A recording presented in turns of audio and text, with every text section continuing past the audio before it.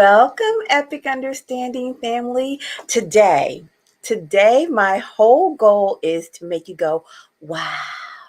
That's what I'm going to do for you today. And I'm going to tell you how I'm going to do that. I am going to bring you a gift. He's an absolute gift, and he's going to help you level up. I'm going to tell you what he's done. Okay. He is an expert and a keynote speaker when it comes to marketing. But it's not just the fact that he's a speaker. He is spending his time helping regular Joes like you and me level up. Okay. He's respected by the Harvard Business Review, Wall Street Journal. He is in partnership with CBS News, etc., etc., etc. He still finds time to keep his blog up to date, the Marketing Companion, and he is the CEO for B Squared Media Plus. He's the executive director of Schaefer Marketing Solutions. I could really go on. I'm telling you, I could go on. I don't know where he finds the time, but I'm so thankful that he is here for us. Get ready to say wow, family, for Mr. Mark Schaefer. Hello there. Oh, go on, go on. Tell me more. We're just getting started. Yes, you know what? So I could go on by talking about your new best-selling book, The Cumulative Advantage, but we'll get into that because, quite honestly, how many best-selling books do you have? I'm just curious. I've written 9 books. Wow. That's amazing. Most of us can't find the time to, get out one, and here you've gotten 9. I've just got these ideas that are burning inside of me. I got to get them out. Okay. You know what? My first question is actually going to be, why do you call yourself the Marketing Rebellion? Well, I don't call myself that, but that is my book, probably my best known book. Okay. And I'll tell you something, that it was really hard to come up with a title for this book, because what it's really about, it's a wake-up call. Okay. And because when most businesses and most people who work on marketing, every year they want to do a little bit better. So we're doing a little bit better with our videos and a little bit better with our Facebook ads and with our SEO. Mm-hmm. But meanwhile, our customers have gone like this. They've taken this big shift away from us. They've got the accumulated knowledge of the human race in the palm of their hands. They're making big decisions. They're acting really fast, and they expect something more from us. They don't want us to manipulate them. They don't want us to be interrupting them. They don't want us to be intercepting them. They don't want us to be abusing their privacy. They want us to respect them. They want us to come alongside them at their point of need and say, how can we help you make more money, save more money, have a healthier life, have a happier life, be more entertained today, or whatever our products do.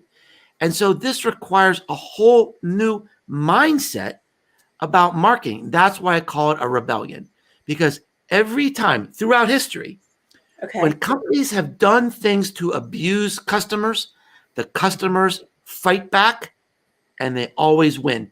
We see it happening now with the privacy measures that Apple is taking. Facebook's mad about it. Why is Apple doing this? Because the customers want them to. That's right. They're doing what people want them to do, which is saying, we're going to respect you. We're going to stop abusing your data. So, Apple, they're not being mean to Facebook. They're not being bad to Facebook. They're responding to what all of us want. That's a marketing rebellion. Now, that's fabulous. That's just one of your best-selling books. But I do want to ask about this because you bring up Apple. What is it? Because Apple, they're like a cult. They're like a cult. Apple users are so serious. They're part of the Apple family, and they kind of look like this at us, PC people. I don't know about you. Right. I don't know if you saw that, but there is this trend of some women who don't date men who use androids. You might not know about that, but like, Oh my goodness. I'm glad I'm yes, married. huh? I'm glad I'm married. Well, there I you don't go. I don't have to deal with those nuances anymore. Yes, but my thought process is there is literally that much connection and Sure. brand identity with Yeah. Apple. What did they do right? Well, think about this. And this is a lesson for everyone in every business, large and small, is that great marketing, great branding is really about creating an emotional connection between Hmm. what you do and your audience. And Okay. here's the emotional connection between people and Apple. I think it's this. Okay.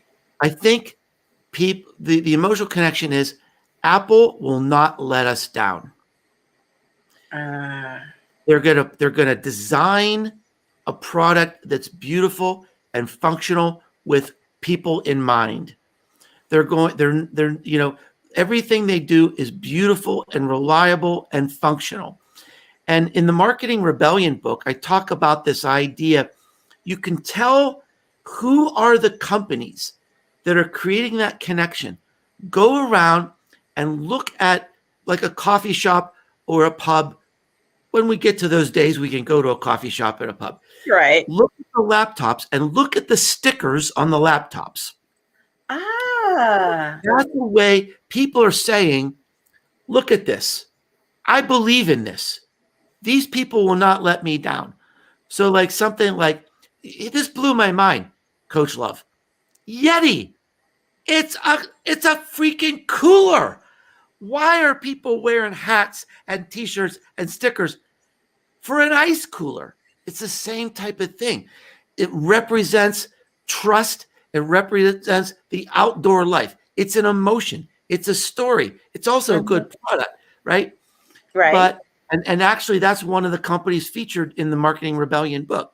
So marketing is about emotion. Branding is about emotion. And Apple has done a very, very good job at that. Not by beating you over the head with ads and interrupting you.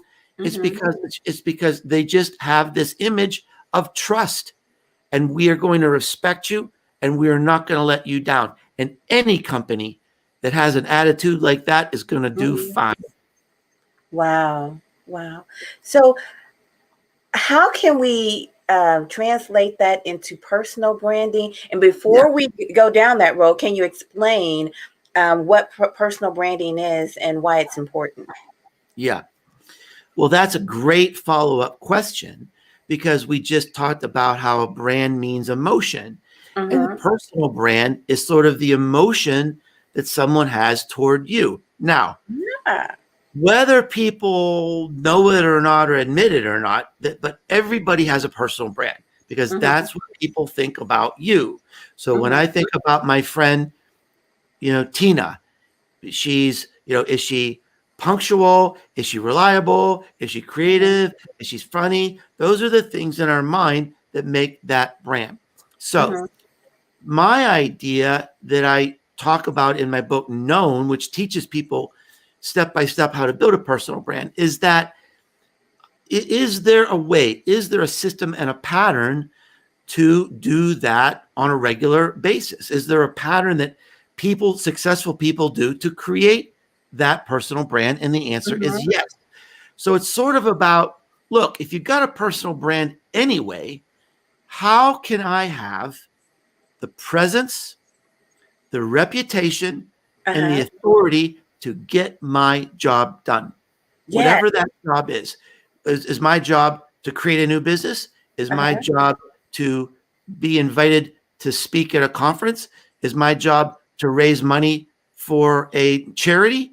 Is my job to get invited to teach at a university? If you're known, you're going to have an advantage over someone who isn't known. In fact, to do any of those things, Hmm. you have to be known. So being known, I think, is really essential in the business world. Having an effective social media presence, I think, is a life skill today. So I agree with that. You're transitioning right into my next question. Mm. What is social authority and clout, and how do we use it? Well, now, boy, your questions really do go nicely, right, went into each other. Um, so what does influence mean? Back Mhm. when I was a kid, someone who was influential might be my teacher, or someone that I look up to, maybe even a movie star, or I was always a fan of like Bruce Springsteen when I was a teenager, and when I still am. Now, it's different on the internet, and here's how it's different. Power and influence on the internet comes from one thing, Mhm. not your dance moves, not your singing ability. It comes from this. Can a person move content? So Okay.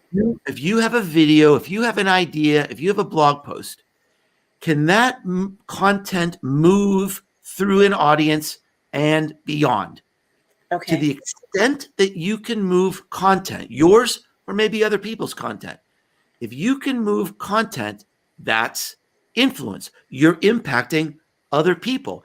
And when other people start sharing your content, it creates this viral effect. So influence on the web and, in your words, clout on the web comes from Mhm. one thing, really one thing. Can you move content?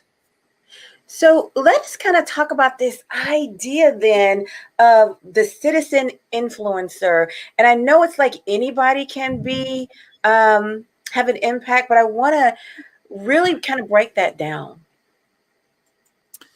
Well, my very, very first book, which I wrote in 2012, my first, major publication, was the first book on influence marketing.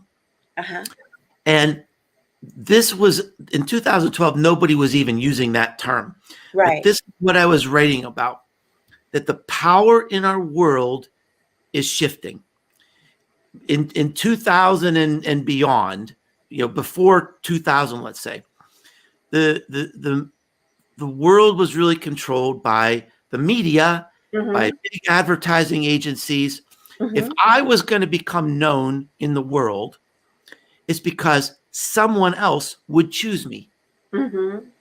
But now, if you have a keyboard and an internet connection, you can choose yourself. It's a historically important period in the history of our planet that anybody, doesn't matter who you are, where you came from, doesn't matter how dark your life has been.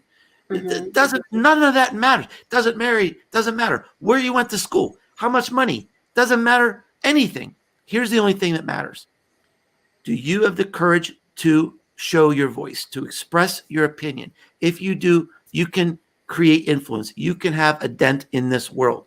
So, 2009, for the first time, more content was being created by humans than media companies. The Okay. line crossed, and that line has continued to go up. We're now in the period of infinite media. In the old days, you had to be rich to create media. You Right. had to have a license. You had to have a radio station. You had to own a newspaper. Today, anybody can create content, and we are creating more content than any of these companies. Right. In, influence and power has been democratized. Love it. I love that. And you want to know something? Um, Epic Understanding family, out of what Mark said, this is what I want you to get. Be the first person to choose you. You choose you. Okay? And then Absolutely. the rest will follow. Mhm. That's what I received. We don't have to wait for anybody. We can, you choose yourself and you do it. It costs almost nothing to create a personal brand, and we've never had this chance in the history of the world, and everybody should take, at least try, if it's the right time in their lives for them. And you want to know what? I think what comes from that, you touched on it, is personal power. Yeah, sure. you know? And I think that you literally can, change your own world Mm-hmm. from doing that. Now, let's talk about the cumulative advantage, your Let's latest do book. it. Yeah, just happen to have one here. You're kidding me. Now, this has, you know what? This has made quite the powerful punch. It has? Yes, you, yes, it has. I know. It's going crazy. The book's going crazy. And here was something that completely was this blew me away. I never ever expected this. Mhm. I was interviewed on a show like yours the other day, and there were two co-hosts. One Uh-huh. was a man, one was a woman. And the woman on the show says, "Mark, I have to tell you, this is the first business book I've ever read. When I finished it, I cried." Aw. And then the guy said, "Me too." So this book, it is having a very, very powerful impact on people because it is definitely a book about inspiration and empowerment and a call to action that not only by learning the patterns of momentum can we help ourselves and help our businesses, but I think this is a way we can help the world. I mean, we can break systems, we can break patterns by Mhm. understanding how momentum works and creating sparks of initiative and hope for others. I love that. You want to know what? I also love your take on mentorship, where it's not this, slow process to where, I just kind of talk you through life. Right. Your idea on mentorship is that I make things happen for you. Right. Right. I was recently in a mentorship program, right? Okay. So I mean, I'm always mentoring some young person. Okay. When one kind of it's time to fly the coop, I bring in another one. So I'm always Okay. mentoring a young person. So my alma mater, West Virginia University, had this formal mentoring program. They're looking for mentors. I said, okay, I'll do it. Now, I had to sign up for this thing. We had this training program. We had all these meet and greet things. And then I had to meet on a certain schedule once a month and blah, blah, blah, blah, blah, blah, blah. Now, who wants to do that really? I mean, let's be Yeah. honest. Who wants another job? What mentor that, the traditional view of mentorship is a long-term relationship with someone who teaches you something. Uh-huh. If you need to learn something, go to YouTube. You can learn almost anything there. But mentorship to me is about coming alongside a person and saying, what's going on? How are things going? How can I lift you to the next level? Can I Mhm. create an opportunity? Can I make an introduction? Can I open a door? I don't need to teach you something, but I can create momentum. I And love in that. my mind, the book Cumulative Advantage is all about this idea that today any person, any business is preoccupied with one thing. How can we be heard? How Yes. can we be found? How can we be seen? And I saw this statistic the other day that since the pandemic started last March, 1 year ago, the amount of content on LinkedIn has doubled. Wow. So if you're trying to stand out on LinkedIn, arguably it's twice as hard now than it was a year ago. And Absolutely. the sad but real thing is, even if you're doing great work, you can be buried. Uh-huh. And so I think this idea of momentum is a big one because the odds are stacked against us. It's not our fault that there's twice as much, content on LinkedIn. I can't be twice as good. I can't, Okay. I can't, how am I going to be, how am I going to be twice as good and the next year twice as good again? So I think this idea of momentum Mhm. shifting up to this next level it's the right idea. at the right time for many people. I love that because it really takes us into this next idea of getting around, SEO. Yeah. This is kind of a hot button for me. Is it really? Yeah. So I mean, are you like a big SEO person? Are you going to be mad at me if I say I don't like SEO? No, actually, I think that it's time to transition around SEO because it is it's so 2012. Yeah. Oh, good. You're my new BFF then. So here's, I mean, let's put it very simply. It's more complicated than this, but at its essence, who is going to win SEO?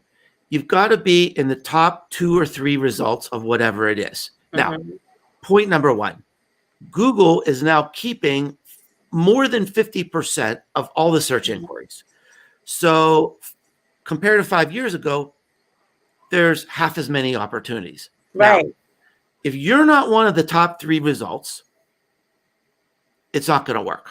Now, I am a digital marketing consultant. How many digital marketing consultants are there in the world? A bajillion. That is the official number. It's in Wikipedia. Yes. I looked it up. It's a bajillion. Now, there's a bajillion people who do what I do. Am I going to win the SEO? The answer is no. Never will. Now, but what can I do? I can create content that's so cool, that's so helpful, that's so generous, that's so human. It's unmissable. When I get an email from Mark, I can't wait to open it because I know I'm going to learn something special. And you know what? If I can do that with a blog or a video or a podcast, with streaming video, with maybe something special on Instagram, you know what? I don't need Google. I don't. There you go. I don't need Google. I don't need Facebook because I got a mailing list of people who love me. And if people love me, they're going to hire me. And that's better than anything you could do on SEO. So authority transcends SEO. And I think we're starting to enter the post SEO period. Now, I want to say something important. I'm not anti SEO. I mean, I just try to be honest and fair. But SEO is dramatically less important than it was. And here's my concern. There's a lot of SEO people out there trying to hold on to what they've got. And I can guarantee almost every person listening to you today is thinking, well, I've got this SEO person trying to sell me this package of blah, blah, blah, blah, blah, blah, blah. And you've got to ask some really hard questions about what is realistic and what can be delivered. For some businesses, SEO does work. It's absolutely critical, and we can't ignore it. But for most businesses today, you're not going to win. You've got to do so. You've got to find another way to cut through the noise, and it's probably not going to be SEO. And just before you start spending a lot of your marketing budget on SEO, I was talking to this fellow the other day, Coach Love. He said he was so excited. He's been working on his content and SEO for 8 years. And he said, on this certain topic, I just moved from number 12 to number 11. Oh my God. And he's beside himself. He's so excited. Guess what? He's buried. He's been working 8 years to be buried. Oh my God. That's crazy. That's crazy. He's putting so much work into this, and he's buried. That's the truth. He's just buried. You know what? You said something, and I don't even know if you said it, but you said, you gave us a formula, right? About becoming an authority, about being the person that people go to. And you said that people should be generous. Okay. And people should have, kind of cool content, and people should be human. So if you're looking for a formula to stand out, that's a formula. That's like the secret sauce, man. Yeah, it's funny. There's a quote in the new book that says, you don't really have to network. You just have to be a good human being. Yeah, yeah. And I kind of like that because and here's another quote. I'm just putting all these things together in my mind. You're inspiring me Okay. today. I love So that. I taught an extraordinary class last week. Hmm. I taught a marketing and entrepreneurial class for young people all around the world. There are people there from China and Vietnam and Iran and Russia and Spain. And some of these people were in Asia and they were listening to me at 2 or 3 in the morning. And they Wow. were hungry and they were engaged. And there was a guy there from Germany about halfway through the class. It was a 5-day class. About halfway through the class, he said, if I could sum up what you're saying, Mark, if we treat people like friends, our Yes, marketing, our marketing is going to be okay. yes, yes, absolutely. I said, exactly, exactly. Awesome. This is fabulous. I mean, marketing is lost. Business is lost because we're obsessed with technology and algorithms and spamming people because we can, because it's cheap, you know, Mhm.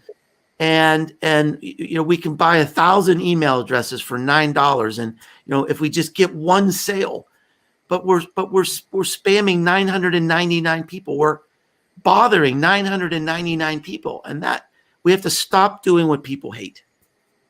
Absolutely. And you want to know what? People are absolutely thirsty for authenticity and connection. That's what people want. Mm-hmm. So, my last question here is an opportunity for you to give us 3 tips. What are 3 things that you would really like the audience to know? Okay, let's see. How do I limit this to 3? Well, well, the first one would be is to I think it's important, especially now, to work on your personal brand. Increasingly, the personal brand is the brand. We don't Uh-huh. see ads. We don't believe ads. We don't fall in love with jingles or logos. We fall in love with people. Hmm. And increasingly, the person is the brand. And especially if you're a small or medium sized business. Hmm. So learn about your personal brand. A good place to start would be my book, Known. I'm not trying to be salesy, but it works. And it's helped thousands and thousands of people. So that would be my tip number 1. Tip number 2, in this pandemic, as we're starting to come out of this, we are entering an era of unintended consequences. There are Mm. things that have happened in this pandemic. We People are being changed in ways we will never know, never imagine. It may take 10 years for us to fully recognize what this pandemic did to our society, our communities, and us as individuals. It's going to, it's really impacted relationships, families, how we connect, how we relate, how we buy, how we teach, how we learn, how we, everything. And some of it is not going to snap back. So, tip number 2 is that this is a time, whatever you do, you need to be humble. You need to listen. You need to learn. You need to pay attention. You need to be empathetic and be patient, even if you don't understand, because people are whacked out and they're going to be whacked out for a long time. My final tip would be the subtitle of the Marketing Rebellion book is The Most Human Company Wins. And I believe this with all of my heart, that the most human insurance company wins, the Yes. most human university wins, the most human live streaming show wins. And we have to look at everything we do, every touch point, and think, every email, every text message, every phone call, every customer complaint. How do we show our hearts? How do we show our smiles, our passion, and our compassion? How do we do that? Mhm. Get rid of the stock photos. Put your face there. Put your customers there. Show your heart, show your smile, and be the most human company in whatever you do, and you will win. That is absolutely fantastic, Mark. I cannot thank you enough for spending time with us. It's been a delight and an honor to be with you. Thanks so much for inviting me here. My pleasure. Okay, EU family, I'll see you next time. Bye bye for now.